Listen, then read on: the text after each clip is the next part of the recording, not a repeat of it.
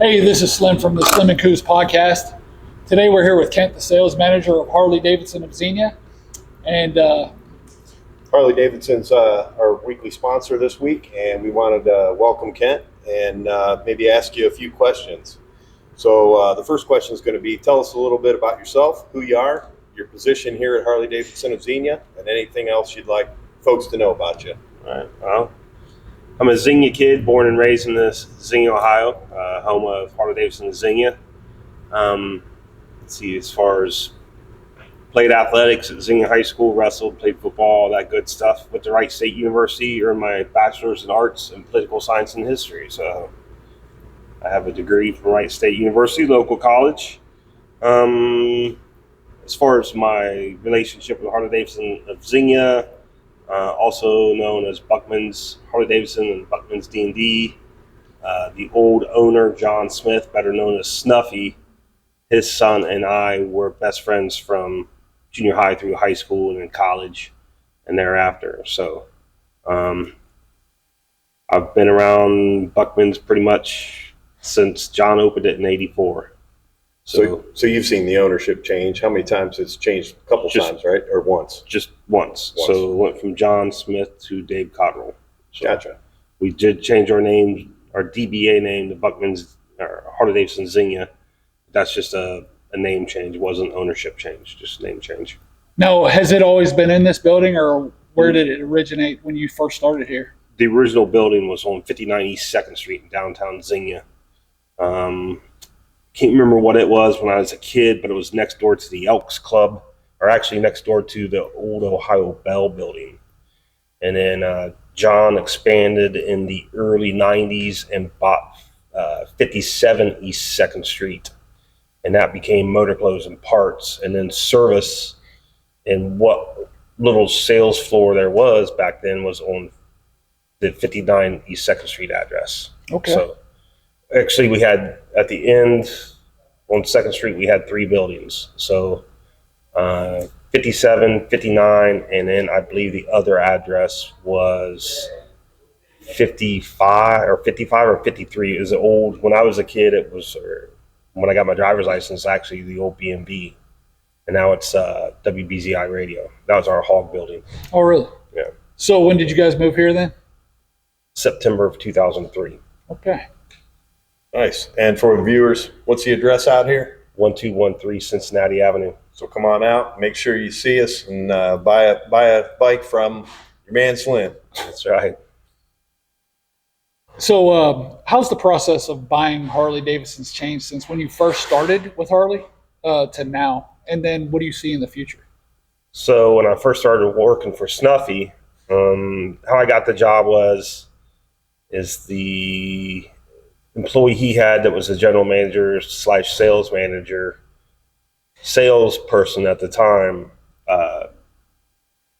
left the company, and John was selling, or Snuffy was selling motorcycles, and Harley Davidson corporate told him he couldn't.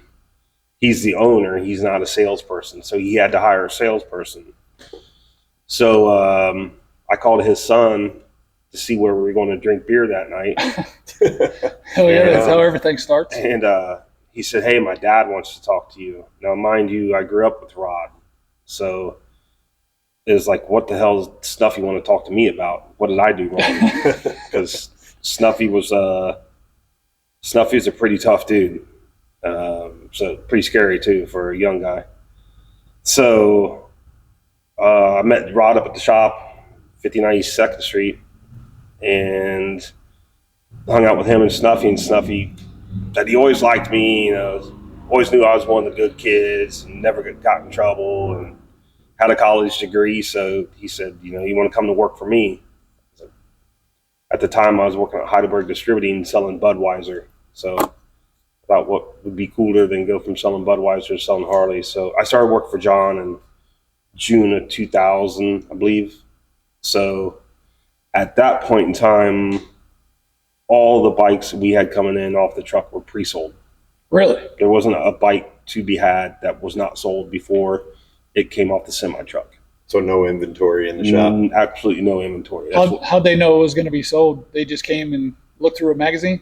We had a lottery system.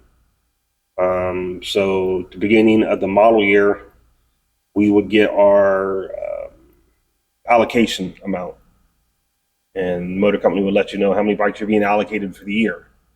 And then we would have the process was if you were upstanding member of our hog chapter, so you had to earn so many points through attending events, volunteering and stuff. Hog members were able to order their bikes before everybody else. Really? So hog members would order first, and then what we would do is have basically a hat or a bucket, and the hog members would put their names in, whoever wanted to buy bikes that year. Then we draw them out and have positions 1 through however many it was. So the first person was able to get order the bike they wanted. Of course, we had color charts and knew what models because the dealer show it had already happened. So we were able to get the bikes on order for customers. And then after the hog members would all get their bikes on order, then we'd go to the public jar or the public bucket and pull the names out of there. And then call those people in order and order their bikes. So periodically through the year, Harley would send us supplemental allocation, which they still do today. So at the time, we would go to our list of I want and call them, and then they would come in and put a $500 cash deposit down, and then we'd order the bike. Or if there's a bike that's already on order, someone backed out of, give them an opportunity to buy that bike. Oh, wow. So it'd be, back then it was like, okay, the guy's wanting a Heritage Softail, but you had a Dyno Wide Glide come in. He'd take the Wide Glide. Really? Just because he knew how long he'd have to wait? Yeah. I mean, each dealership did it different back then. F&S Harley Davidson in Dayton, they would put their bikes on the floor, and basically if you weren't there as it rolled out of the showroom onto the showroom floor, you didn't get it. There would be people waiting in the showroom like on Tuesday every week to see what bikes were coming out. Really? And they would sell. So they'd wait 5 minutes. If you weren't there, it's going to the next person. Yeah, I mean, whoever was first come, first serve. It was pretty crazy. I think Brian Cubbage up at Mid-Ohio did sort of the same process we did with ordering the bikes. Ferd and Thelma, who owned the Harley Davidson dealerships in Cincinnati, theirs was a little bit different. They really only wanted to sell you a bike if you had a trade-in, because at the time the Harleys were selling faster you can get them. So if you had a trade-in, you were able to buy the bike at MSRP. If you didn't have a trade-in, it was like $2,500 over MSRP. So from when I started selling bikes, what your first question was and all that stuff I said before, I would laugh. My mom would be like, hey, how many bikes did you sell today? And I'd be like, I delivered 6, but I didn't sell anything. I was an order taker. It was like I was working at McDonald's taking your order for a cheeseburger. Did you still get a commission or anything for that? No, I didn't make it. It was just orders. Snuffy just paid me. Wow. So at the time, I had free health insurance. Snuff took care of us. That's just the way it was. Well, that kind of leads into the next question about, how's the process changed over the years? And well, obviously it's changed quite a bit. We started seeing the changes in 2003. They had I think it was 15-month production year to supply all the 100th anniversary bikes that Harley envisioned they would sell, and we sold a lot. But what was funny is at the end of that 2003 model years when we moved here, and it was actually the first time I had a couple bikes that sat on the floor for more than a day. I had like an Electric Glide Classic that was left over, an Electric Glide Standard, and a Fat Boy. And it actually took like a week or two before someone came in and just bought it. But I didn't really have to sell them because people were just looking to buy. They didn't care. So 2004 model year, maybe 1/3 of my allocation was ordered. The rest was bikes that hit the floor. And quickly we realized that the stager we're sitting on right now is supposed to be our sales floor. That's it. Just this size? Just this. Dang. Wow. Because prior to that, dealers never had inventory. So was there a lot of interaction between the different dealers that were local here? Like, did you get phone calls that said, hey, I got a customer that's looking for a vet, or they just showed up here? They just showed up. They just showed up here. Yeah, the dealer trading, I'll get to that here in a minute. That came along later. But 04, we started seeing a transition where we had inventory on the floor.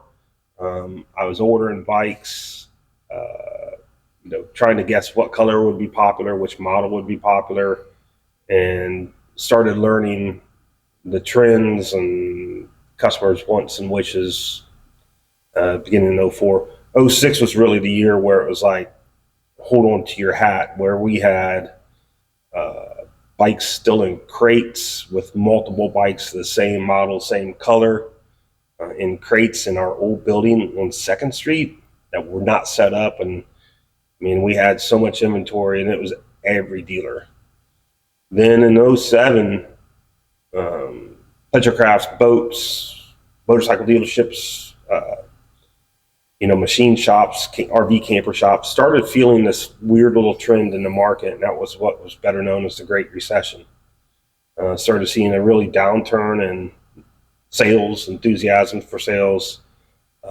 Started having at the time where, when I first started here, 25% of my customers were General Motors employees. Wow. Literally. I mean, I knew, what was funny is during doing a credit app, you'd ask a guy from GM, what's your work phone number? They didn't know.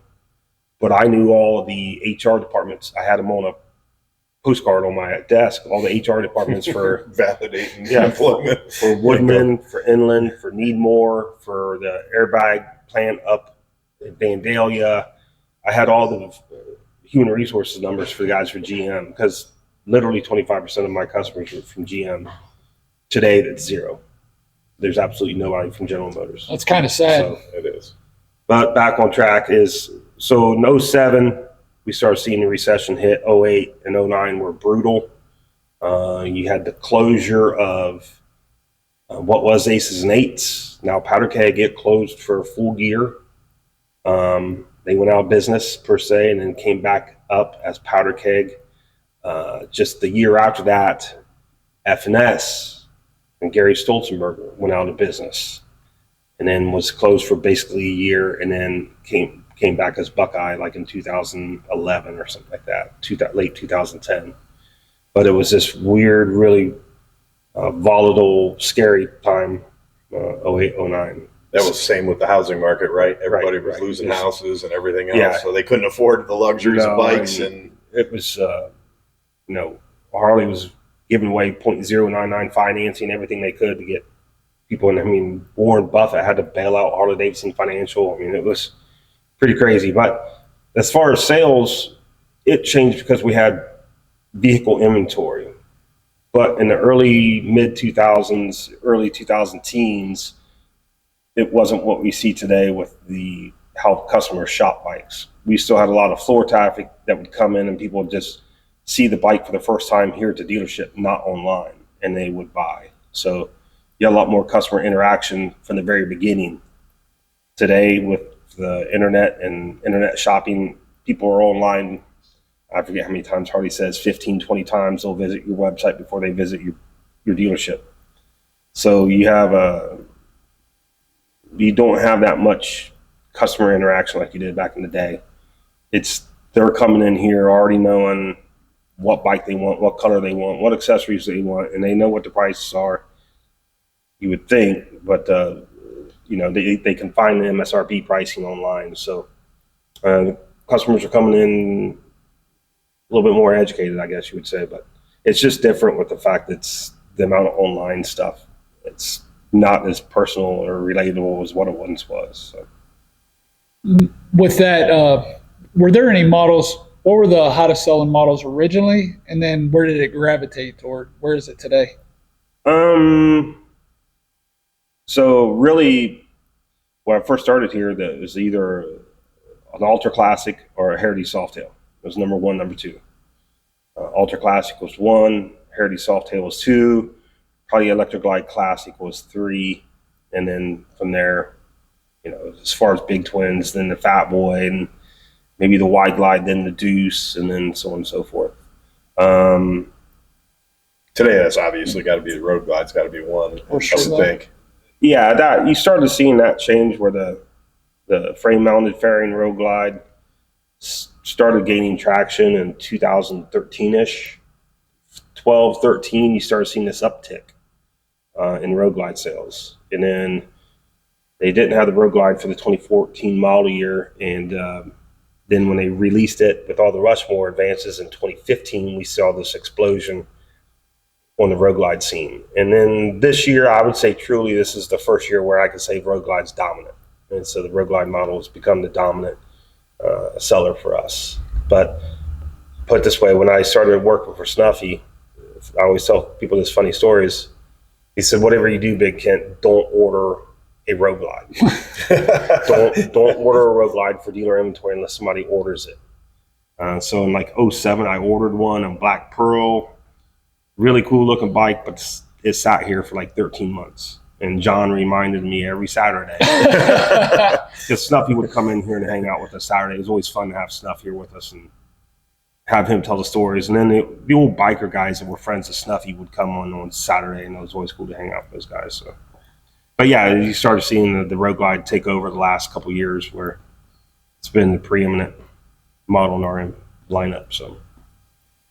Yeah, so that's awesome. So how do you make it easy for customers to buy with confidence, with Harley Davidson of Xenia? Right. So we've always had price tags on our bikes, and I always have to laugh that when I go to Kroger, I look at the prices of, say, black beans, from Bush's to Kroger brand or this or that or the other, and I know what the prices are, so I can make my buying decision based on those prices. So we have price tags on our bikes. That allows you to look at the price of the bike and make your buying decision based on the price of the bike. Some dealerships use the approach of no pricing. They only want you to be sold on a monthly payment. I actually went to a sales process school. This guy named Ed Limco put it on, and it was very, very eye-opening to be sitting in there in these presentations as they sold the approach as to sell payment, not price. That's terrible. Because the way to work it is you ask somebody how much they can afford to pay a month. And majority of people are going to say something like $500, $800 a month. They're looking at a $10,000 bike, but they just gave you permission to sell them $500 on a month. Yeah. So now that bike with no price tag on it went from a $10,000 bike to a $15,000 bike with this package, paint protection, that package, this, that, and the other. But you got them under their payment and they're happy. And right? the way you work it is you say, man, my boss around, so I'm telling you, dude, I can't believe this deal I got you. He's not that bad, but man, I got you $420 a month. Can you believe that? Sign here. Yeah. And then they're unhappy 6 months down the road. They try to trade it in and they realize they're upside down. And then they come to a dealer like us where it's like, I just bought that bike. This can't be right. Right. Which has happened quite a few times, especially on Sportsters, where people see the price tag and they're like, oh, this isn't right. I just bought this bike and it was $19,000. I'm not going to say it. We see it at bike night, right? Yeah. I mean, people come up to Slim quite a bit and say, hey, I've got this bike. I bought it from a different dealer. We're not going to name names. And then all of a sudden Slim's like, well, you got to look at what it's actually worth. I can't help you there. Right. I mean, yeah, and it's a shame, but each business can do business the way they choose. We just choose to do it in a different way. I'm a kid from Xenia. I mean, like I said, I still live here in town. It's not like I want to go to Nick's or down to Slim's in Spring Valley where my mom was raised, or out to Rouse in Wilmington where my dad was raised, and sort of feel embarrassed to. There's the guy that screwed me. Yeah, exactly. I get it. No, so it's a small town dealership that's family owned, and we like it to keep it that way and make everything above board and honest. Can we always put a deal together? No. But we do try hard, and numbers are numbers, but you can make numbers look a little bit different. And some dealerships are just a lot more savvy or smoother than we are, I guess. They're better salespeople per se, as far as the getting in your pocket. But just an honest deal with honest numbers. We put them together, and I think it keeps the customer for the long haul. Right. And transparency is what got me here as a customer for the last 7 years before I ever started selling. And the first thing I said is, if we ever got to go away from transparency, I'm not working here anymore, because I got to be able to look all my neighbors in the eye. Right.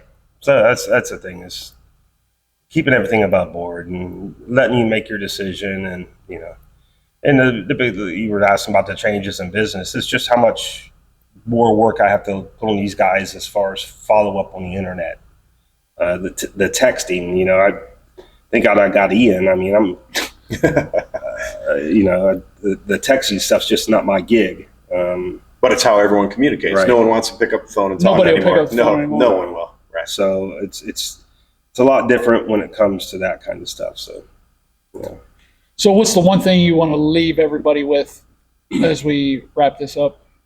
we're honest. I mean, we're honest. Do we have to make money? The dealership has to make money. I mean, the building doesn't get painted for free or heated for free or air conditioned for free. And, my medical insurance that the dealership pays part of isn't free. So we do make a profit here. But is our dealership, our dealer making $10 million a year? No.